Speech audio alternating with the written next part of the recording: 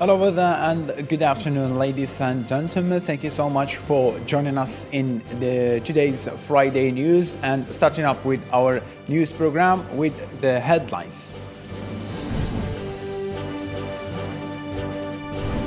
Russia pounded targets from particularly one end of Ukraine to other Thursday, including Kiev bombarding the city while the head of the United Nations was visiting.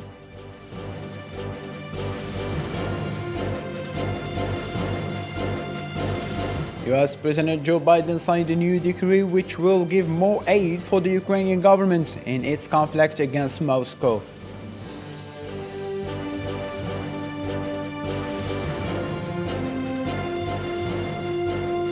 Fresh clashes broke out between Palestinians and Zionist police today. The clashes injured 42 people, however, none of the injuries were very serious.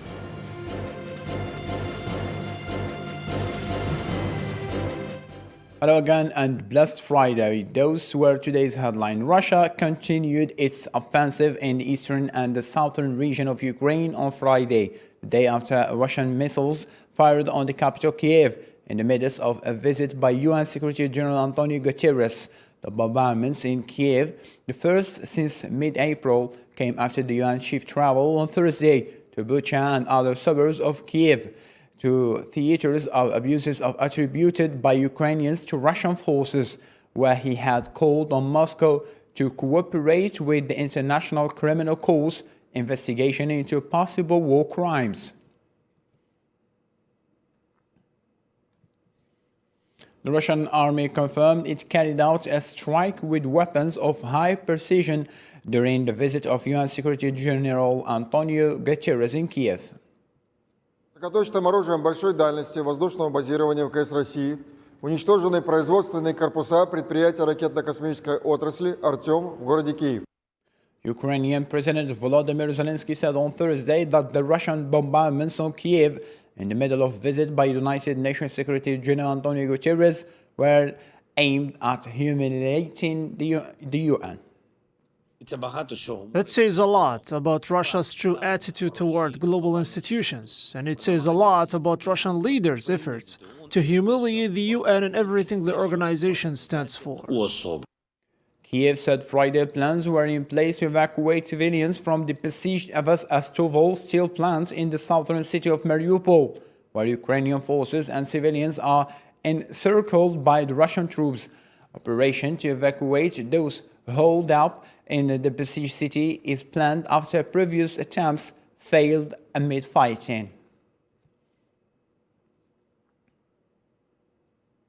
The same line of thought, Volodymyr Zelensky held a press conference with the United Nations Secretary Antonio Guterres, who came to Ukraine after a visit to Moscow. Ahead of the press conference, Guterres visited several towns in Kiev region that have been badly affected by the ongoing Russian special military operation. Hassan Burkan on what's follow. The UN Secretary General said on Tuesday that a war is nonsense in the 21st century as he visited the cities of Borodyanka, Bucha, and Irvin in the Kiev province, which were severely affected by the Russian special military operation. In a press conference with President Zelensky, Guterres described the situation in Mariupol as a crisis within a crisis and called for an immediate end for war. Mariupol is a crisis within a crisis. Thousands of civilians need life-saving assistance. Many are elderly, in need of medical care, or have limited mobility. They need an escape route out of the apocalypse. This war must end, and peace must be established in line with the Charter of the United Nations and international law. In turn, Volodymyr Zelensky praised the UN role in documenting the crimes committed in Ukraine, describing them as the worst since the World War II. The United Nations Human Rights Monitoring Mission must continue to document all crimes committed by the Russian Federation and the Russian military. The truth is that the Russian invasion brought Ukraine so many crimes against civilians, against peaceful cities, such as Europe has not seen since the Second World War. It can be seen that despite the Russian president's statements about the alleged cessation of hostilities in Mariupol, the territory of the Azovstal plant notes the barbaric shelling by the Russian army. These shellings continued even during the talks of Mr. Secretary General in Moscow. Zelensky blamed also the Security Council for the failure to prevent the outbreak of armed conflict in Ukraine, and sharply criticized the United Nations Secretary General due to the schedule of that visit, which was supposed to start in Kiev. Indonesian President Joko Widodo announces that he has invited his Ukrainian counterpart Volodymyr Zelensky and confirms that he has invited Russian President also Vladimir Putin to the G20 summit to be held in November in Indonesia. President Joko suggesting a compromise had been reached following Western pressure to exclude Russia from the group since its military operation began. I had a conversation with the Ukrainian President Volodymyr Zelensky. Yesterday evening, Thursday, April 28th, I had a telephone conversation with Portuguese President Marcelo de Sousa. And also last night at 7 p.m., I had a telephone conversation with Russian President Vladimir Putin. During this telephone conversation, I invited President Volodymyr Zelensky to participate in the G20 summit. Finally, during the telephone conversation with the Russian President Vladimir Putin, he informed me about the current situation in Ukraine, in particular, the ongoing negotiation process between Russia and Ukraine. Foreign Ministry spokeswoman Maria Zakharova said on Thursday that Western countries are openly calling on Ukraine to attack Russia, adding that the West should take Moscow seriously when it says strikes on Russian territory will lead to a response. The West is openly calling on Kiev to attack Russia, including with the use of weapons received from NATO countries. Kiev took it as a guide to action. In the last few weeks, Ukrainian armed forces shelled areas near Russia-Ukraine border, resulting in casualties and destruction. Kiev and Western capitals should take seriously the statement by our country's defense ministry that further inciting of Ukraine to strike Russian territory will definitely lead to a tough response from Russia.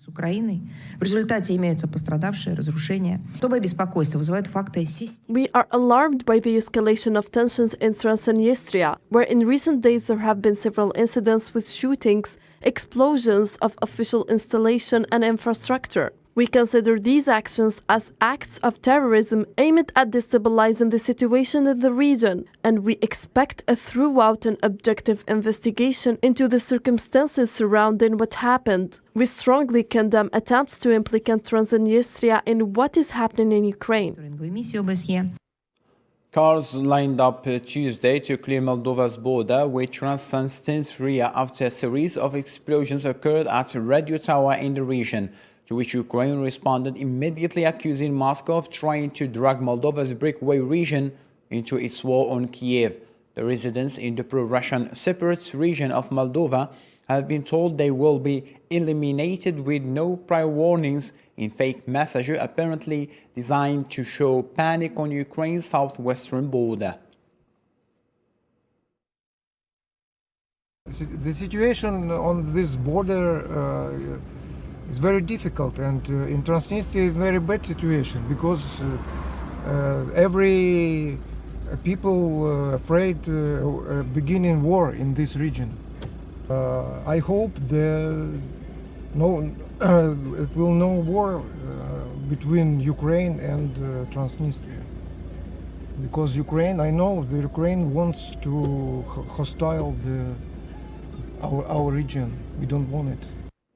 U.S. President Joe Biden signed a new decree which will give more aid for the Ukrainian government in its conflict against Moscow. Biden stated that the cost of supporting Ukraine as they fight against Russia has moved on as the last bill reached $33 billion. Usama Yadin, what follow? President Joe Biden asked Congress on Thursday for an additional $33 billion to help Ukraine fend off Russia's military operation, a signal that the U.S. is prepared to mount a robust long-term campaign to bolster Kyiv as the conflict enters its third month with no sign of abating. I just signed a request to Congress for critical security, economic, and humanitarian assistance to help Ukraine continue to counter Putin's aggression, and at a very pivotal moment. We need this bill to support Ukraine in this fight for freedom. And our NATO allies, our EU partners, they're going to pay their fair share of the cost as well. But we have to do this. We have to do our part as well. Biden's latest proposal, which the White House said was expected to support Ukraine's needs for 5 months, has more than $20 billion in military assistance for Kyiv. There is also $8.5 billion in economic aid to help keep Ukrainian President Volodymyr Zelensky and his government functioning, and $3 billion for food and humanitarian programs to help civilians, including the more than 5 million refugees created by the war. The cost of this fight is not cheap. But caving to aggression is going to be more costly if we allow it to happen. We either back Ukrainian people as they defend their country, or we stand by as the Russians continue their atrocities and aggression in Ukraine. The assistance package, which now heads to Congress for consideration, would be more than twice as large as the initial $13.6 billion of defense and economic aid for Ukraine and Western allies that Congress decreed last month and is now almost exhausted. The request comes with fighting now in its 9th week, sharpening in eastern and southern parts of the country, and international tensions growing as Russia cuts off gas supplies to 2 of NATO allies, Poland and Bulgaria. European Union's High Representative for Foreign Affairs and Security Policy on Thursday stressed the bloc's unity on dealing with Russia, saying Moscow will not be paid in rubles for gas and that more punitive measures have not been ruled out. Russian state energy company Gazprom earlier this week cut off natural gas supplies to Poland and Bulgaria due to their refusal to pay in rubles, a demand from Moscow that most of the countries of the EU reject.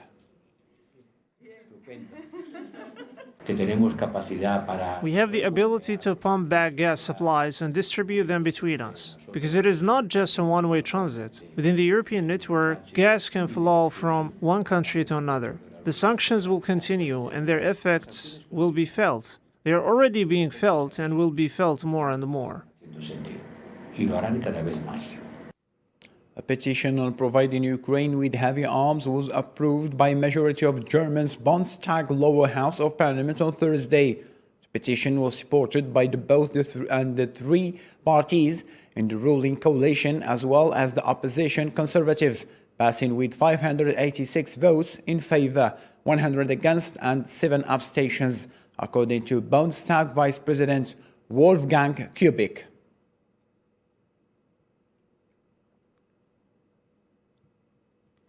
Finnish Prime Minister Sanna Marin said a decision on the country's accession to NATO will be taken very soon, and Swedish Prime Minister said a referendum would be a poor idea if Parliament agrees to join NATO. Miriam Zian on What's Follow. Finland's Prime Minister Sanna Marin said on Thursday in Athens her country would decide soon on whether to join the NATO alliance. The Parliament and the government of Finland, together with the President, will assess all the implications of the new security situation and will have to consider the question of whether to apply for membership of NATO. Decision in this issue will be taken very soon. She also urged for more effective sanctions against imports of energy from Russia. I urge for even more effective sanctions against imports of energy from Russia. Finland, which shares a border with Russia, had been skeptic of NATO membership during the Cold War and its aftermath, but swiftly warmed to the notion once the Russian military operation began in February.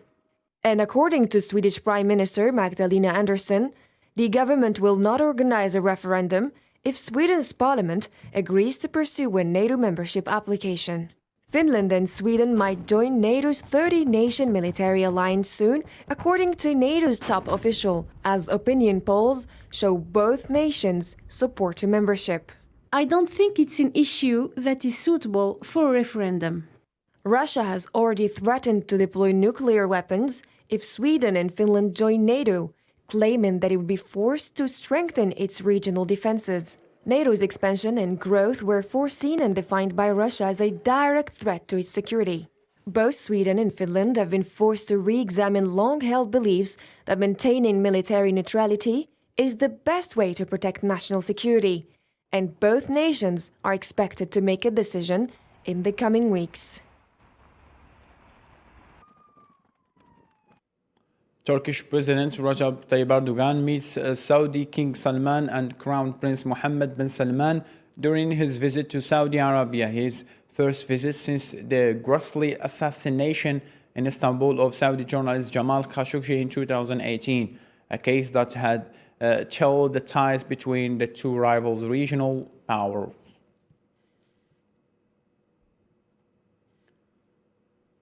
Fresh clashes broke out between Palestinians and Zionist police today.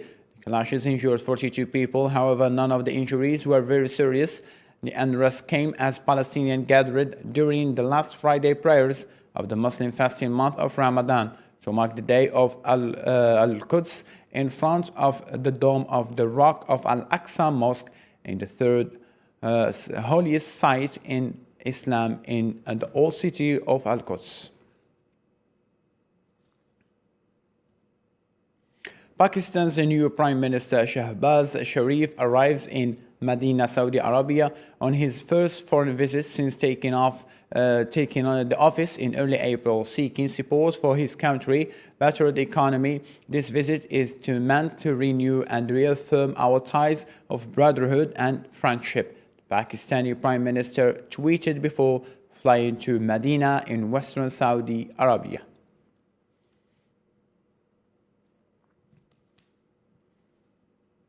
On Friday, Hong Kong's only candidate for the city's next leader outlined his policy program, stating that will focus on improving the city's governance, increasing housing availability, and retaining the city's international reputation. With Beijing support, John Lee, 64 years old, a former deputy commissioner of police, is posed to be named Hong Kong's chief executive in selection process on May 8th.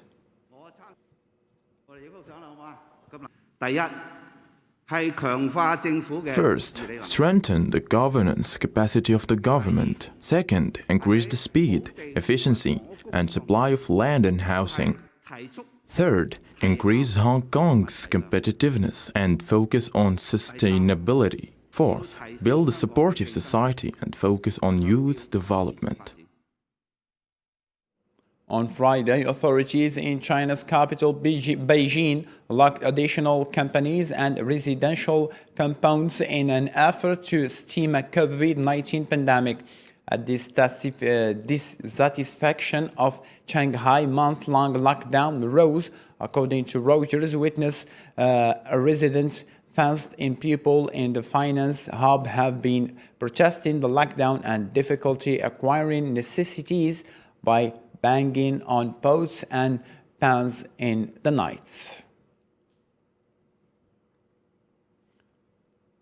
Colombian rights police used tear gas and water cannon to disperse protesters who took to the streets of Bogota on the anniversary of the 2021 massive protest against President Iván Duque government. Protesters threw rockets and Molotov cocktails at police and built up barricades outside a university. An early record-shattering heat wave in India has reduced wheat yields as huge landfills in New Delhi have caught fire in recent weeks. The heat wave is raising questions about how India will balance its domestic needs with goals to increase exports and make up for shortfalls due to Russia's war in Ukraine. 12 women working in a illegal gold mine in Indonesia's North Sumatra province were killed when a cliff collapsed and triggered a landslide that buried them, police said. Marwa Bil'iwar on Watch Follow. A collapsed cliff in North Sumatra's Mandalin Natal district in Indonesia struck Thursday afternoon and killed 12 women who were digging for gold in an abandoned illegal mine. The victims practiced traditional gold mining using artisanal tools. They may have not realized there were landslides and were eventually buried. 2 other women working alongside them managed to extract themselves and rushed to a nearby village to alert the authorities. Rescuers worked for hours to find the bodies that were in a 2-meter deep hole filled with mud. We, the local authorities, including local police chiefs, have been trying to stop this illegal mining. However, locals rely on this for economic reason, so we cannot close all of them altogether. Illegal gold mines are numerous in this district located some 300 kilometers from the provincial capital, where several sites have been abandoned by their operators. Mining accidents often occur in the archipelago due to landslides, which are frequent during the rainy season. For this case, we will carry out a criminal investigation. We will intensively question the owner of the land and the tools, as well as the businessman behind them. Unlicensed mines are common across mineral-rich Indonesia, with abandoned sites attracting locals who beg for leftover gold rocks without using proper safety equipment. To this end, ladies and gentlemen, let's have a reminder for our main top stories.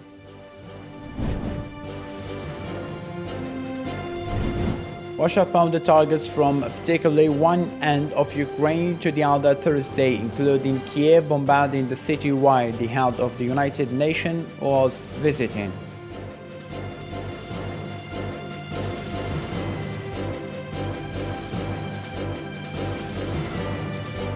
US President Joe Biden signed a new decree which will give more aid for the Ukrainian government in its conflict against Moscow.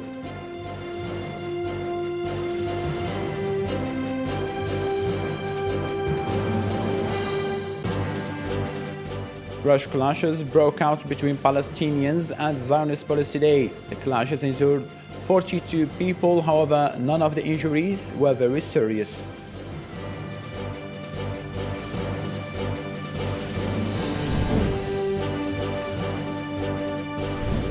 That's all from me and the rest of the team. Thank you so much for being with us. Have a blessed evening.